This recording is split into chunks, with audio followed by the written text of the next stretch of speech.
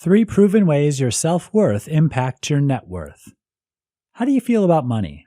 Is it something that's hard-earned but easy to spend? Do you believe you'll be wealthy? Or is wealth something for lucky people? Studies have shown that you can grow your net worth even if you earn an average salary. And the big difference between those who are relatively wealthy and those who are just getting by is something that's well within your control. Self-esteem. 1. Rich people have high self-esteem. One thing wealthy people have in common is that they don't worry too much about whether they deserve their money or not.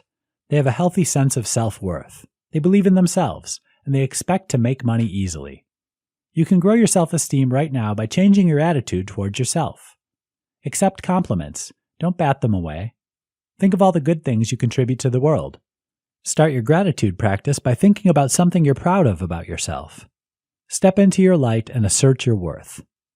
2. Just do it. Learn to feel the fear and do it anyway.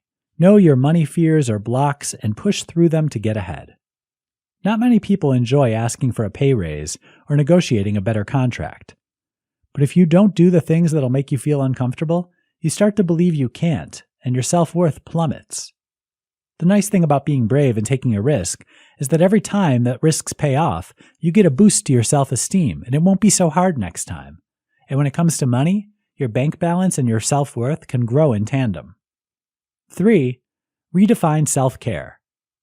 Do you buy yourself a treat when you're feeling a bit low? Anything from a coffee and donut to a new pair of shoes can give you a boost. That sort of retail therapy might give your self-esteem a short-term lift, but it does nothing for your credit card. Defining self-care in terms of buying stuff can become an unhealthy way to feel good. A better long-term option is to redefine self-care to include being financially responsible.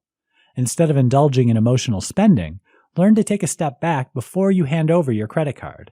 Will you feel better at the end of the month with a new set of golf clubs? Or with enough money not just to pay the bills but to invest? Reprogram your mindset to see yourself as a worthwhile long-term investment.